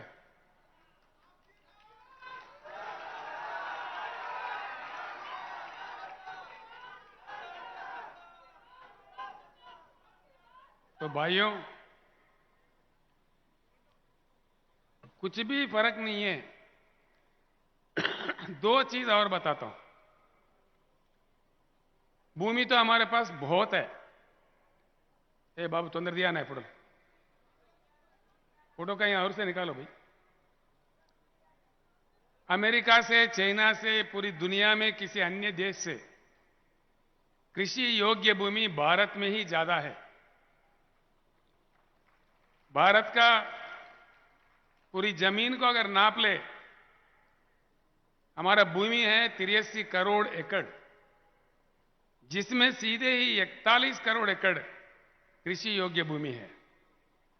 भारत का किस्मत अच्छा है, यहां सूरज अच्छा खिलता है, अच्छी बारिश होती है, क्लाइमेट अच्छा होता है, यहां आम भी उगता है, एप्पल भी उगता है, ऐसे हमारा देश है।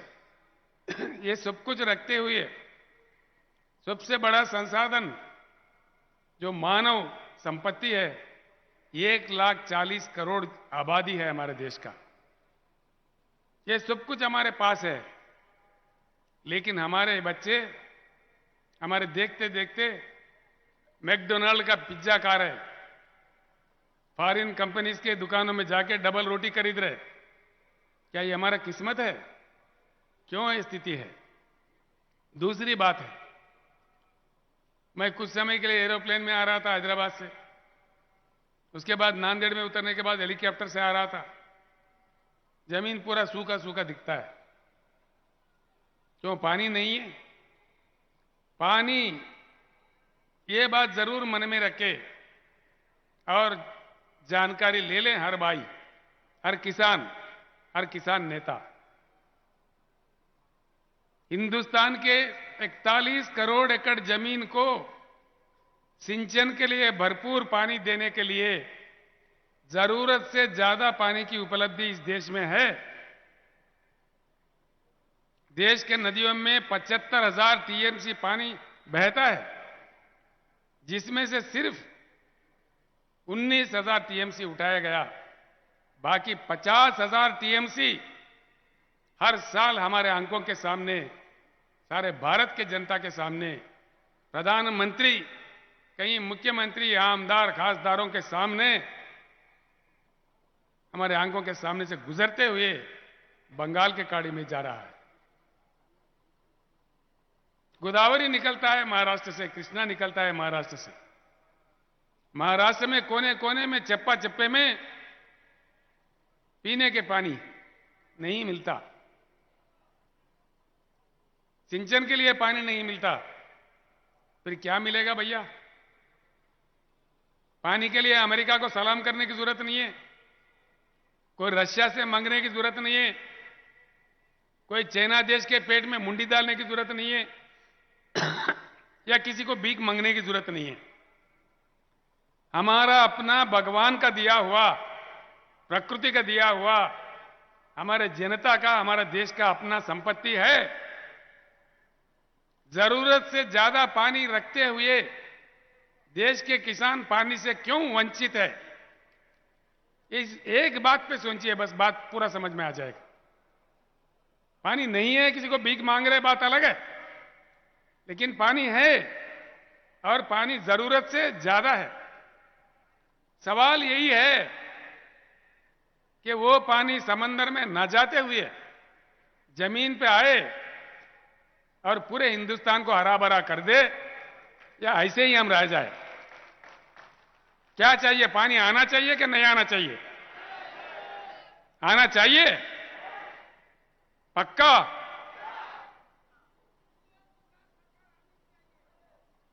एक बात है। दूसरी बात है,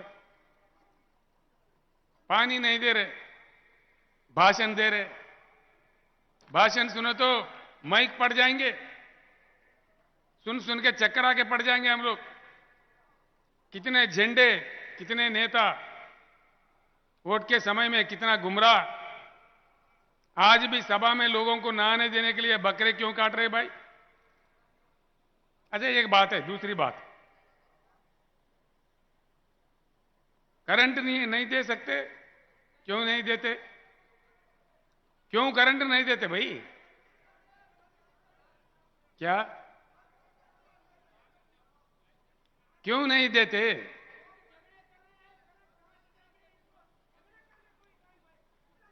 ऐसा है, पानी तो जरूरत से ज्यादा है, इस बात का जानकारी ले ले। अगर है, आपको जानकारी हो गया, तो पूरे जनता को जगाइए और युद्ध कीजिए मेरे साथ में। पूरे पानी जमीन पे आ जाएगा और भरपूर हर एकड़ को पानी मिलेगा। ये मेरा वायदा है आपके साथ। तो दूसरी बात है, बिजली, पर्याप्त बिजली, जितना चाहिए उतना बिजली देने के लिए हमारे अपने देश में महाराष्ट्र समेत कई राज्यों में बहुत सुंदर सा प्रकृति का दिया हुआ कोयला है। और वो कोयला कितना है हमारे पास? 361 billion ton. 361 बिलियन। जो लिख लेना चाहे लिख ले। 361 बिलियन टन का कोयला हमारे पास ऑलरेडी है, जो पूरे देश को 24 घंटा हाई क्वालिटी पावर देने के लिए 125 साल के लिए भरपूर है। 125 साल के लिए। भाई क्यों नहीं देते बिजली? किसान और जनता, सरकार से हम चांद सितारे थोड़ी मांग रहे, सोने के ईंट थोड़ी मांग रहे। भाई जो पानी भगवान ने दिया, बीच में इंसान अड़चन बन बैठा है। जो कोयला भगवान ने दिया, बीच में हमारे राजनेता, हमारे प्रधानमंत्री, हमारे मुख्यमंत्री बीच में अड़चन बन बैठे हैं। बस ये राज आप जान जाइए। देखिए एक बात है, केसीआर एक बार आके गया नांदेड़ में, गुलाबी झंडा एक ही बार आके गया, एक ही लहर। क्या आ गया? किसान को 6,000 रुपए आ गया बजट में। आया? आया कि नहीं आया? पहले क्यों नहीं आया भाई? पहले क्यों नहीं दिया? अब समझ जाओ इसमें गुलाबी झंडा में क्या ताकत है। पहले क्यों नहीं दिया मैं पूछ रहा हूं। ये 6,000 भी देने का ढंग कैसा? अंगार पे पानी छिटकते ना, इस तरह बीक डाला जैसा। नहीं चाहिए हमें 6,000 रुपये, हमें चाहिए 1 एकड़ में 10,000 रुपए निवेश के लिए। चाहिए कि नहीं चाहिए? लड़ेंगे इसके लिए। किसान भाइयों को इस लोहा के सभा से मैं एक बात स्पष्ट रूप से कहना चाहूंगा। ऐसा नहीं है कि हमने जंग नहीं लड़ी, हमने लड़ाइयां नहीं लड़ी, ऐसा नहीं है। 75 साल से लगातार लड़ाई जारी है। हरियाणा के भूमिपुत्र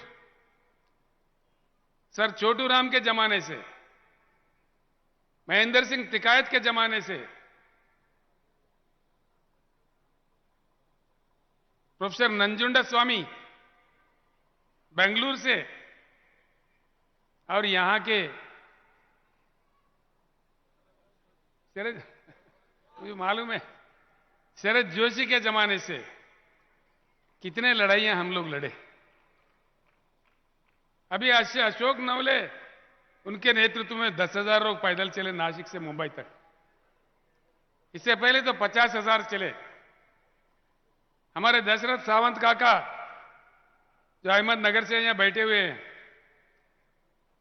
84 साल उनका उम्र है, 84 इयर्स। वो सारे जिंदगी लड़ते रहे शरद जोशी के साथ, किसी और के साथ, किसी और के साथ, अभी भी लड़ रहे। एक बात सोच लो, प्याज के दाम के बारे में,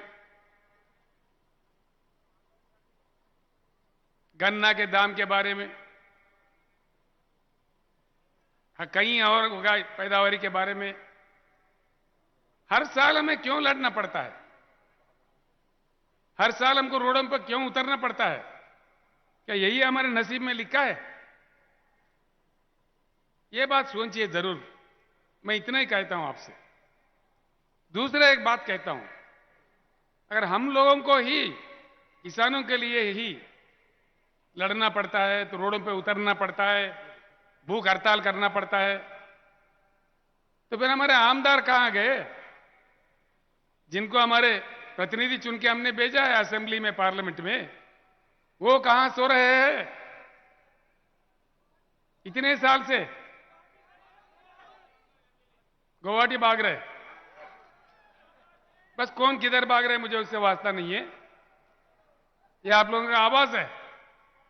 मेरा एक ही विनती है, अब कब तक लड़ेंगे? जिंदगी तमाम लड़ते रहेंगे? सारे जिंदगी लड़ाई के लिए पैदा हुए हम लोग। देखिए लड़ाई कहां तक लड़े, ये नहीं है कि किसान नहीं लड़े। अभी हम सबके सामने वहां बैठे हैं हमारे भारत राष्ट्र समिति के राष्ट्रीय किसान मंच के अध्यक्ष गुरनाम सिंह चडोनी जी, उनके ऊपर 100 केस करे, वो हरियाणा से है, कुरुक्षेत्र से 100 केस बनाए उनके ऊपर। 13 महीने लगातार किसानों ने धरना दिया और उस धरने के समय में 750 किसानों ने अपने प्राण त्याग दिया। ऐसा नहीं है कि हम नहीं लड़े। हुआ क्या, नतीजा क्या मिला? आप ये बात दिल पे लेके सोचिए दया करके। ये कोई आम राजनीति का सभा नहीं है, एक चिंतन शिविर है मेरे हिसाब से। हर एक बात मेरा दिल में रखिए। जो आग मेरे दिल में है वो अगर आपके दिल में आ जाए तो काम बन जाएगा। जिस दर्द से मैं कह रहा हूं उस दर्द अगर आप लोगों के दिल में पैदा हो तो बन जाएगा काम। मैं यही चाहता हूं कि हमारे किसान का भलाई हो। बिल्कुल 750 किसानों का मृत्यु हुआ, कम से कम देश के प्रधानमंत्री एक शब्द नहीं बोले। लेकिन जब चुनाव आता है, उत्तर प्रदेश में, पंजाब में चुनाव आया तो मीठी मीठी बातें बोल के किसानों से माफी मांग लिया। हम तो पागल है, माफी मांग लिया तो बस खत्म हो गए, खुश हो गए, फिर वोट दे दिए झूठी कहानियां सुन के। फिर क्या हुआ वायदा? कुछ हुआ? उसका नतीजा कुछ निकला? कुछ नहीं निकलेगा। ऐसे ही जब कभी अब आंदोलन पर उतर आते हैं, जब कभी हम इकट्ठे होने लगते हैं, जब कभी हमारे ताकत दिखने लगते हैं, बस अंगार पे पानी छिटके जैसा कोई माफी मांगता है, कोई 6000 का भीख देने का प्रयास करता है, कोई और ड्रामा करता है। क्यों भाई? 6000 क्यों? 10,000 क्यों नहीं देते? क्या नहीं लेना चाहिए? आज मैं ये बात कर रहा हूं, क्यों देते, क्यों लेना चाहिए? बस ये बात दिल में रख लो किसान भाइयों और मजदूर भाइयों और मेरे दलित भाइयों, कोई किसी से भीख मांगने की जरूरत नहीं है। इसीलिए मैंने नारा दिया है बहुत सोच समझ के, अब के बार किसान सरकार। भाई वोट किसी और को क्यों दो और भिखारी बन के दरखास्त लेके क्यों घूमो उसके पीछे? हम खुद बन जाएंगे आमदार, हम खुद बन जाएंगे खासदार, क्यों नहीं बनाएंगे? क्या ताकत नहीं है हम में? नहीं है? नहीं सुनने आ रहा मुझे? हम में वो ताकत है?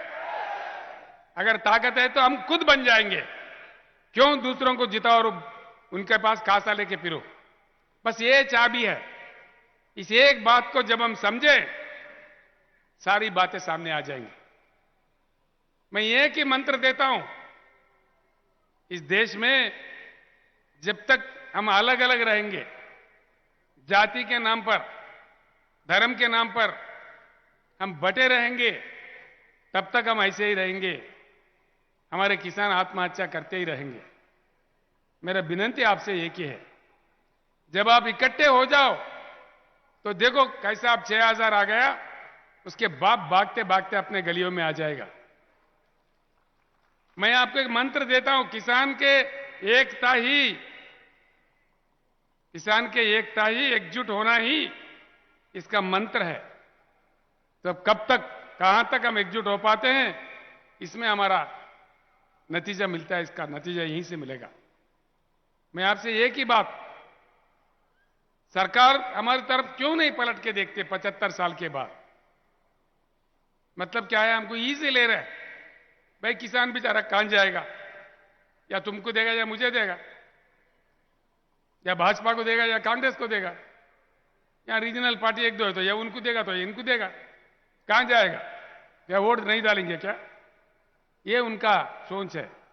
तो इसलिए हमारे बातों को कोई दिल पे नहीं लेता। मेरा आपसे प्रार्थना है, भरपूर पानी अगर हर खेत में हर एकड़ में चाहिए, भरपूर करंट हमारे किसान को फ्री में चाहिए, तो एक झलक दिखाइए, एक ही झलक, एक झलक। ये मैं आज इस लोहा के सभा से ऐलान करता हूं, अभी मैंने बीआरएस पार्टी का रजिस्ट्रेशन भी करवाया महाराष्ट्र के लोकल बॉडी चुनाव में। आगामी पंचायत राज इलेक्शन में हर जिला परिषद में गुलाबी झंडा खड़ा हो जाएगा।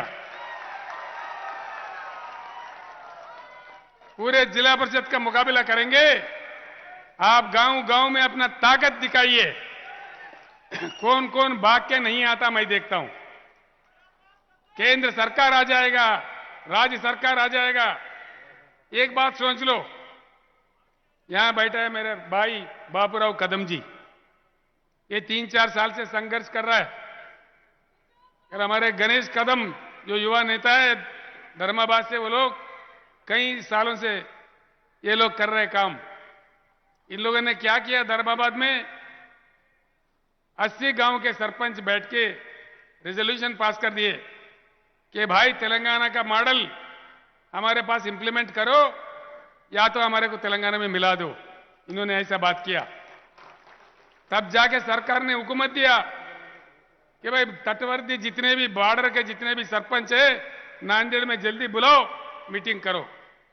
भाई बॉर्डर के सरपंच क्यों भाई? परभनी वालों को बुलाओ, औरंगाबाद वालों को बुलाओ। ओनली बॉर्डर वालों को क्यों बुला रहे? विदर्भ से बुलाओ, पश्चिम महाराष्ट्र से बुलाओ, सभी बुलाओ। न्याय करना है तो सभी के साथ करना है ना। तो इसीलिए मैं कहता हूं, गवर्नमेंट में घबराहट पैदा करना है, गवर्नमेंट को हमारे तरफ पलट के देखने के लिए मजबूर करना है, तो आगामी पंचायती राज चुनाव में अपना ताकत दिखाइए, एक झलक दिखाइए।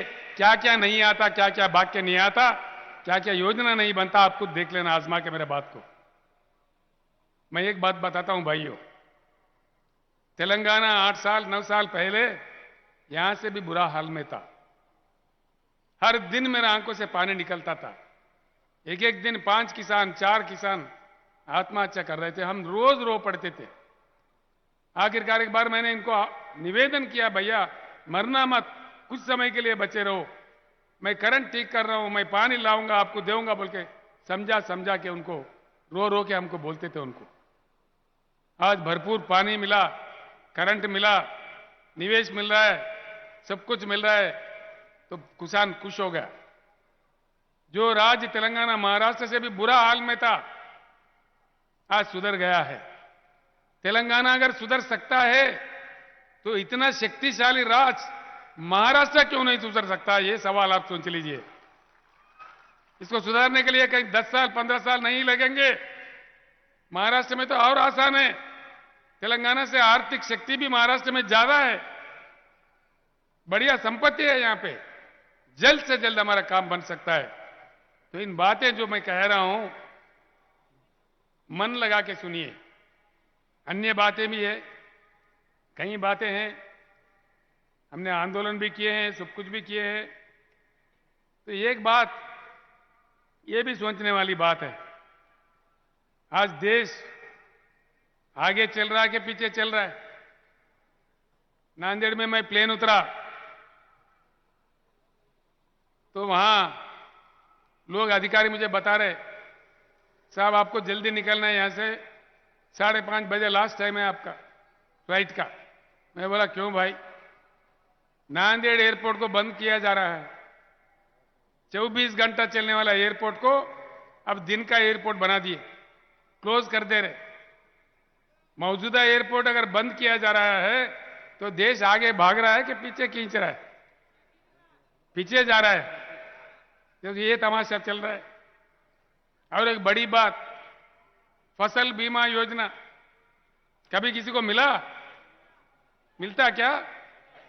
पैसा हमारा जाता है बैंक को, लेकिन हमको वापस कुछ नहीं मिलता। फसल बीमा योजना, ये भी कितना बड़ा मजाक है। ऐसे कई मजाक मतलब हमारे साथ हो रहा है।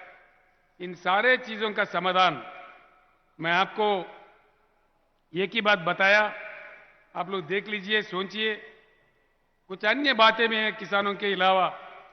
काफी लोग, मेरा एक ही प्रार्थना है, एक ही मंत्र है कि जातिवाद धर्मवाद छोड़ दीजिए, किसानवाद होना चाहिए। अगर हम किसान हो, किसानवाद पे एक समय के लिए, बस एक समय के लिए इकट्ठा हो जाइए, सारे समाधान उसी में से निकल आ जाएंगे। इतना गर्म धूप में आप लोग मुझे सुनने के लिए इतना दूर आए, मैं आप सब लोगों का आभारी हूं। काफी लोग आज पार्टी में शामिल भी हुए। महाराष्ट्र के चौतरफ से मेरे पास कई डिमांड्स आ रहे हैं। आप चंद्रपुर में आ जाइए, आप सोलापुर में आइए, आप पश्चिम महाराष्ट्र में आइए, हर जगह आइए, ऐसे डिमांड्स आ रहे हैं। तो महाराष्ट्र में जल्दी से मेरे ख्याल से क्रांति आ जाएगा। ये क्रांति का भूमि है। यहां भारत के वीर पुत्र छत्रपति महाराज का ये जन्मस्थान है और यहां शिव महाराज जो रिफॉर्मर है, उनका ये भूमि है। ज्योतिबा फूले सावित्रीबाई का जन्म धरती ये भूमि है। ऐसे पवित्र भूमि है। और भारत का संविधान रचने वाले बाबा साहब अंबेडकर का पैदा हुआ एक पवित्र भूमि है। इस भूमि में क्रांति की कमी नहीं है।